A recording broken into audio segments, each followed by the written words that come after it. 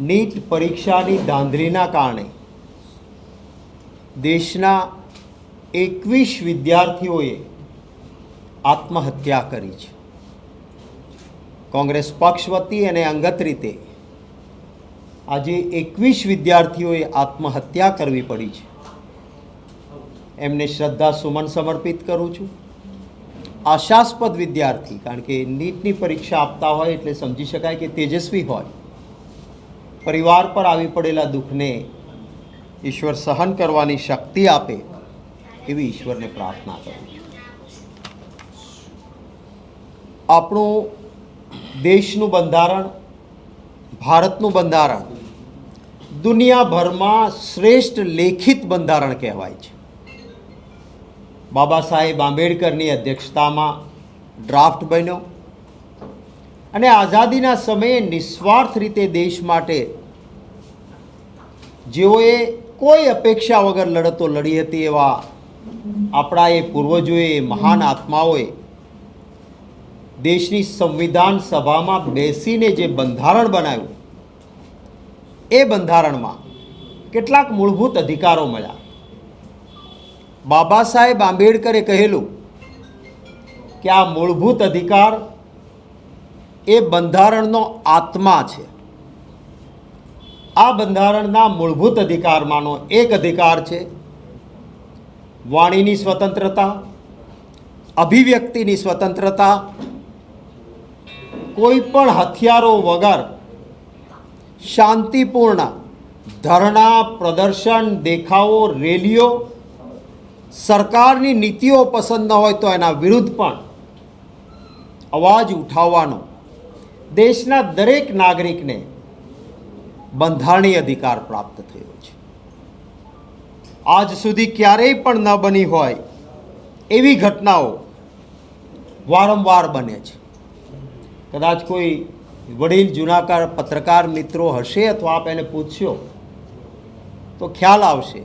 કોંગ્રેસનું શાસન હોય કે અન્ય શાસન રહ્યા આપણા ગુજરાતમાં જે સચિવાલય છે ને, એ સચિવાલયના પાસેનો જે ચોક ચ રોડ ઉપરનો, જેને ચ5 કહેવાય છે, બિલકુલ સચિવાલયની ફેન્સિંગ પાસે આ ચ5 પર સરકાર વિરુદ્ધ ગુજરાતમાંથી જેને આંદોલન કરવું છે, દેખાવો કરવા છે, એને ત્યાં ધરણા માટે ચ5નો આ કોર્નર પર જગ્યા અપાતી અને જે સરકાર રહેતી એ સરકાર છાંયડો અને પાણી સરકાર વ્યવસ્થા કરી દેતી હતી. કારણ કે ધરણા પ્રદર્શન સરકારો માનતી હતી કે આ બંધારણીય અધિકાર છે. આજે તમે પત્રકાર મિત્રો પણ તમે કહો ત્રિકોણ ચોક ઉપર અમારે ધરણા દેવા છે એટલે પહેલાં પોલીસ કહે છે પરમિશન માંગો. શેની પરમિશન માંગવા? આજે દિલ્હી ખાતે યુવાનો શાંતિપૂર્ણ રીતે રેલી નીકળી હતી. કોઈના પાસે હથિયાર નહોતું. માત્ર ને માત્ર અહંકારના કારણે એક બર્બરતાથી યુવાનો ઉપર જે લાઠીચાર્જ આપની કેમેરાની આંખોએ બતાવ્યું છે. 12 વર્ષની દીકરીની પીઠ પર ફટાફટ લાઠીઓ પડતી હોય આપણે જોઈ. દિલ્હીની હોસ્પિટલમાં આઈસીયુમાં 19 વર્ષની દીકરી જીવન મરણ વચ્ચે ઝોલા ખાય છે, આઈસીયુમાં છે. આવા અનેક વિદ્યાર્થીઓ ભારતીય જનતા પાર્ટીની બર્બરતાના કારણે એનો ભોગ બન્યા છે. આપ કલ્પના તો કરો, આ દેશમાં શાંતિપૂર્ણ પ્રદર્શન માટે વર્ષોથી જંતર મંતરનો એ વિસ્તાર ધરણા પ્રદર્શન માટે આપ્યો છે. ત્યાં પોલીસ માઇક ઉપરથી એનાઉન્સમેન્ટ સતત આપે, સાંભળ્યું. વાંગચૂકને ઉઠાવીને લઈ ગયા પછી ખાલી કરો, ખાલી કરો, ટીયર ગેસ, લાઠીચાર્જ. આ લોકશાહી વ્યવસ્થામાં ન ચાલી શકે. અને એટલા જ માટે ગઈકાલે સંસદમાં, લોકસભામાં વિરોધ પક્ષના નેતા શ્રી રાહુલ ગાંધીજી રાજ્યસભામાં કોંગ્રેસ પક્ષના નેતા, વિરોધ પક્ષના નેતા મલ્લિકાર્જુન ખરગે સાહેબે આ ચર્ચા માંગી. હવે સરકાર પણ ગુમરાહ કરે છે, ખાસ કરીને મીડિયાના મિત્રોને કહું છું કે સરકાર ચર્ચા કરવા તૈયાર છે, સરકાર ચર્ચા કરવા તૈયાર છે. ચર્ચા માંગી છે સભા મોકૂફીના પ્રસ્તાવ સાથે. આ નિયમમાં જોગવાઈ છે. ભૂતકાળમાં કોંગ્રેસ સત્તામાં હતી ને વિરોધ પક્ષ તરીકે ભાજપ હતો. ચર્ચા માંગતા આપણે ચર્ચા માટે તૈયાર હોય તો કે નહીં, સભા મોકૂફી. અને કોઈ પણ એમનો આક્ષેપ કે તકલીફ હોતી ત્યારે સભા મોકૂફી રાખીને મનમોહનસિંહજીના 10 વર્ષના કાર્યકાળમાં અનેક વખત ચર્ચા આપી. હવે આ ભાજપ શું કહે છે કે ચર્ચા માટે તૈયાર છે, પણ એ કેવી ચર્ચા? સભા મોકૂફીના નિયમ મુજબ નહીં. એટલે શું થાય કે વિરોધ પક્ષને મર્યાદિત મિનિટ મળે અને પછી લાંબુ ભાષણ મિનિસ્ટર કરે રાજકીય રીતે, અને ભક્ત ચેનલો એ જ દેખાડ્યા કરે. આને ચર્ચા ન કહેવાય. સભા મોકૂફીનો પ્રસ્તાવ અમારી નોટિસ માન્ય કરીને ચર્ચા આપો, આ માંગણી છે વિરોધ પક્ષની. અને એના પાછળનું લોજિક, એનું કારણ એ જ છે કે વિસ્તૃત ચર્ચા થાય એ જરૂરી છે. નીટનું પેપર લીક થયું, 21 વિદ્યાર્થીઓએ આત્મહત્યા કરી. શિક્ષણ બંધારણ ઘડાયું ત્યારે કહ્યું હતું કે સરકારની ફરજ છે શિક્ષણ પૂરું પાડવાનું. રાઇટ ટુ એજ્યુકેશન કોંગ્રેસની સરકારે આપ્યો, ભણવાનો અધિકારનો કાયદો આપ્યો. આ ભારતીય જનતા પાર્ટી એને ઘોળીને પી ગઈ છે, એનો અમલ નથી થતો. હું સૌને વિનંતી કરું છું ને આપને કેમેરાની આંખોથી ભાજપના નેતાઓને પણ કહું છું કે તમારા કોઈ કાકા, મામા, બાપા ડૉક્ટર કે એન્જિનિયર થયા હોય, કોંગ્રેસનું શાસન હતું ત્યારે, એને પૂછજો કેટલા રૂપિયામાં ડૉક્ટર થયા, કેટલા રૂપિયામાં એન્જિનિયર થયા, કેટલા પૈસા થયા હતા તમે ગ્રેજ્યુએટ થયા તો? નજીવી રકમમાં કોંગ્રેસના શાસનમાં ડૉક્ટર કે એન્જિનિયર થવાતું, અને ગ્રેજ્યુએટ થવા માટે BCom, BSc, BA, LLB, LLM મેં પોતે કર્યું. પૈસા તમે એ વખત કોંગ્રેસના શાસનમાં, મારી પાસે આજે રિસીટો પડી છે, આપના વડીલોને પણ પૂછશો તો ખ્યાલ આવશે. સંપૂર્ણ મફત જેવું ને ઉત્તમ શિક્ષણ આ કોંગ્રેસ આપતી હતી. આજે ભાજપના નેતાઓની મોટાભાગે શૈક્ષણિક સંસ્થાઓમાં શિક્ષણને એક વ્યાપાર બનાવી દીધો, વ્યવસાય બનાવી દીધો. અને સરકારી સ્કૂલો હજારોની સંખ્યામાં બંધ, સરકારી કોલેજોમાં પ્રોફેસર નહીં, પ્રિન્સિપાલ નહીં. એટલે ફરજિયાત છોકરાના ભવિષ્ય માટે મારા ગુજરાતીઓએ લાખો રૂપિયાનો ખર્ચ કરીને ઘર બાર ગીરવે મૂકીને ભણાવવું હોય તો જ ભણી શકાય એવી સ્થિતિ. અને એ પછી આ બધું જ કર્યા પછી જ્યારે પરીક્ષા આવે ત્યારે મહેનતકશ વિદ્યાર્થી મહેનત કરે અને પૈસાના જોરે કે ભાજપના સાથે મિલાપટીવાળા એ વ્યક્તિઓના છોકરાઓ પેપર લીક કરાવે, પેપર ફોડે, એના ટકા ઊંચા આવે. અને મહેનતકશ વિદ્યાર્થી, કોઈ ગરીબના ઘરનો દીકરો, ભગવાને તો બુદ્ધિ, દિમાગ ઝૂંપડામાં જન્મે કે બંગલામાં જન્મે, કદાચ ઝૂંપડામાં જન્મે છે એનું વધારે તેજસ્વી દિમાગ હોય છે. દાખલો આપણે એકલવ્યજીનો પણ લઈ શકીએ. પરંતુ એવા બાળકોને અન્યાય થાય છે ત્યારે નીટનું પેપર જે રીતે લીક કરવામાં આવ્યું અને પરીક્ષા નીટની એ કોણ આપે? ભવિષ્યમાં એ ડૉક્ટર થવાનો છે.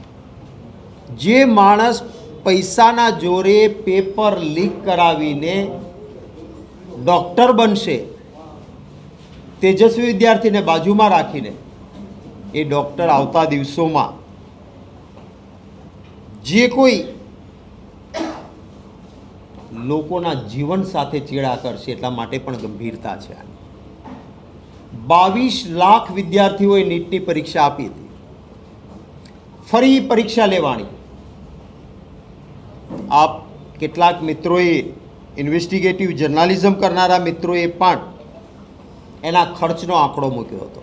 કે 22 લાખ વિદ્યાર્થી નીટની પરીક્ષા આપે, તૈયારી કરે, ક્લાસીસ કરે, એ 22 લાખ વિદ્યાર્થીને ફરી પરીક્ષા આપવાની થાય તો એનો ખર્ચ કેન્દ્ર સરકારના આખા વર્ષના શિક્ષણના બજેટ કરતાં પણ આમ નાગરિકો ઉપર વધારે આવે, આટલો મોટો ખર્ચ આવે. અને ત્યારે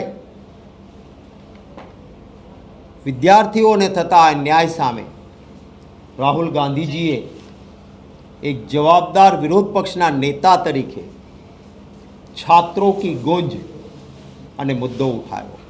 શરૂઆતમાં તો સરકારે પલ્લું જ જાડી દીધું, કંઈ થયું જ નથી, સબ સલામત. જેમ કહ્યું ને, ઓપરેશન સિંદૂરમાં કોઈ મર્યું જ નથી, પાર્લામેન્ટના પહેલામાં કહ્યું. અને પછી આવ્યું કે આપણા જવાનો કેટલા શહીદ થયા છે, એના નામો જાહેર થયા. એમ આમાં પણ નીટમાં ગરબડ જ નથી. પણ રાહુલ ગાંધીજીએ જે મુદ્દાસર પુરાવાસર વિદ્યાર્થીઓ પાસેથી આવેલી માહિતી સોશિયલ મીડિયા અને કેટલીક સાચું બતાવનારી ચેનલો છે એમાંના કારણે ઉજાગર એવું થયું દેશમાં કે નીટની ફરી એક્ઝામ. પણ ફરી એક્ઝામના કારણે વિદ્યાર્થીઓની માનસિકતા શું થાય? જેણે તૈયારી કરી છે એને આ પરીક્ષા આપી દઈશ. કેટલાકે પરીક્ષા આપ્યા પછી થાય જેનો જેવી સગવડતા, કોઈ પરદેશ ફરવા જવું, કોઈ રાજ્યમાં ફરવા જવું, કોઈ રાજ્ય બહાર ફરવા જવું. ફરી પરીક્ષાના કારણે બધાનો કાર્યક્રમ ચોપટ. વિદ્યાર્થીઓ સાયકોલોજીકલી ડિસ્ટર્બ થયા અને 21 વિદ્યાર્થીઓએ આત્મહત્યા કરી. ત્યારે રાહુલ ગાંધીજીએ છાત્રો કી ગુંજ, વિદ્યાર્થીઓના શું પ્રશ્નો છે, મન કી બાત એટલે હું બોલું ને તમે સાંભળો એમ નહીં, તમે બોલો, હું પણ બોલું, તમારી વાત સાંભળું અને રાજ્યના કે દેશના વિદ્યાર્થીઓના પ્રશ્નો વિરોધ પક્ષના નેતા તરીકે હું ઉઠાવીશ. અને એ રીતે એમણે આ કાર્યક્રમ શરૂ કર્યો. આખા દેશમાં આજના દિવસે મોટા મોટા શહેરોમાં જે કોઈ અમારા પક્ષના મારા જેવા વ્યક્તિઓ છે, કાર્યકર્તાઓ છીએ અમે, અમારે વિદ્યાર્થીઓની વચ્ચે જવાનું છે. વિદ્યાર્થીઓની સાથે થોડી પ્રાથમિક વાત કરીને એમની સમસ્યા, એમનો અવાજ, એમના મનની વાત સાંભળીને વિરોધ પક્ષ તરીકે કોંગ્રેસ એ વિદ્યાર્થીઓની વાતને ઉઠાવશે. અને એટલા માટે આજે હેમુ ગઢવી હોલ ખાતે હું પણ આપની આ પ્રેસ કોન્ફરન્સ પૂરી થયા પછી છાત્રો કી ગુંજ કાર્યક્રમમાં ઉપસ્થિત રહીને વિદ્યાર્થીઓ સાથે વાર્તાલાપ કરવાનો છું. આપના સૌના પ્રશ્નો લઉં અને મારી પ્રેસ કોન્ફરન્સ અહીંયા પૂરી કરું એ પહેલાં કોઈ પણ જગ્યાએ બની શકે કોઈ એકાદી નાની ભૂલ સરકારમાં બેઠા હોય એનાથી થઈ હોય, પરંતુ એ ભૂલ જ્યારે થાય છે ત્યારે સરકારે એ ભૂલમાંથી બોધપાઠ લેવો જોઈએ અને ફરી આવી ભૂલ ન થાય એની ચિંતા કરવી જોઈએ. 2024માં નીટનું પેપર લીક થયું, એપી સેન્ટર ગુજરાત નીકળ્યું, ગોધરામાંથી હકીકત પકડાણી, કલેક્ટરે FIR કરવી પડી અને જે પકડાણા એ ભાજપના હોદ્દેદાર પણ નીકળ્યા. એમાં એક પણના ઘરે બુલડોઝર ન ગયું, મોકલે ને બુલડોઝર પાડવા. તમારે ટીવીની ચેનલમાં દેખાય કોઈ નાનો બેટો બિચારો ગરીબ તહોમતદાર હોય ને, એને ટાંટિયામાં એટલે લાકડીઓ મારી હોય કે પેલો ઊભો રહી શકે નહીં કે ચાલી પણ શકે નહીં.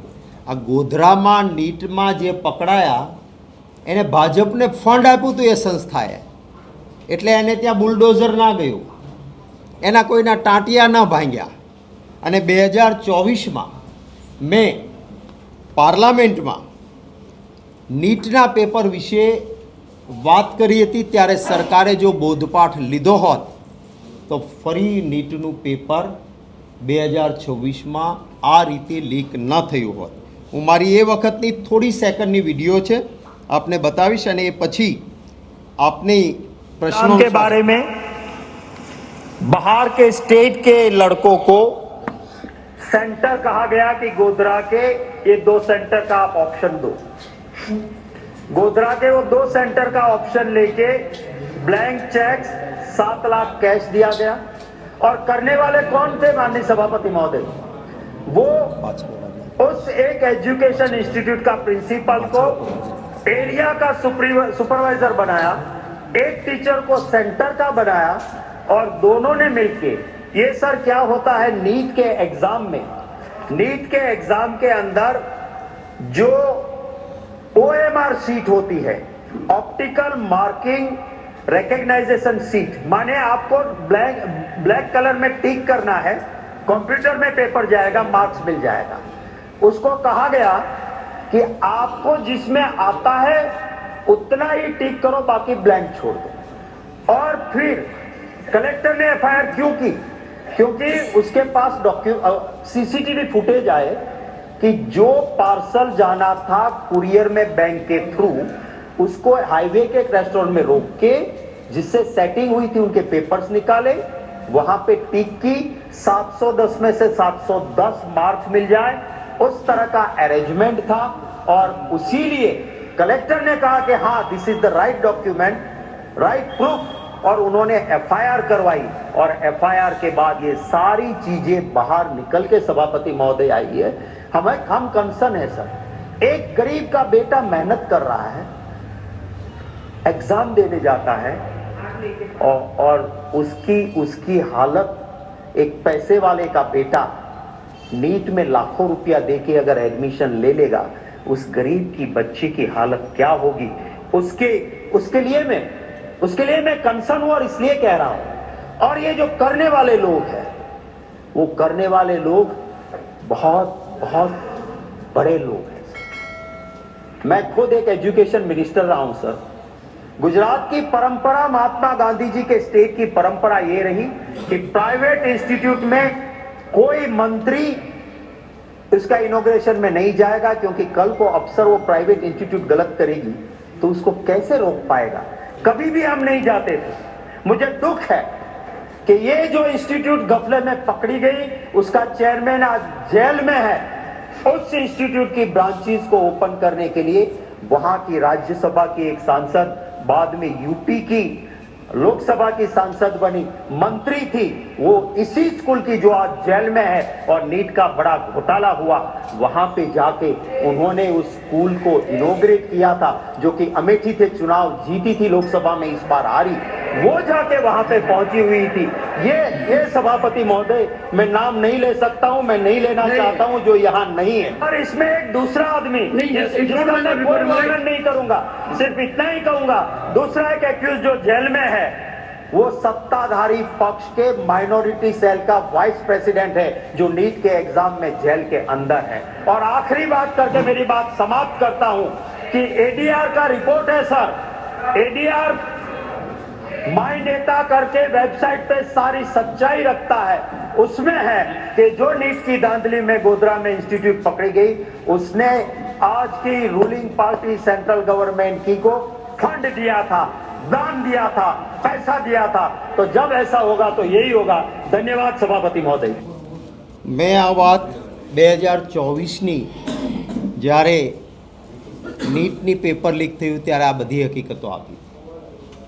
સ્મૃતિ ઈરાની આ ઇન્સ્ટિટ્યૂટનું ઉદ્ઘાટન કરવા ગયા હતા અને એ પછી જે ધાંધલી, એકના ઘરે પણ બુલડોઝર ના ગયું, કોઈના ટાંટિયા ના તૂટ્યા, અને 26માં ફરી આનું આ થયું છે.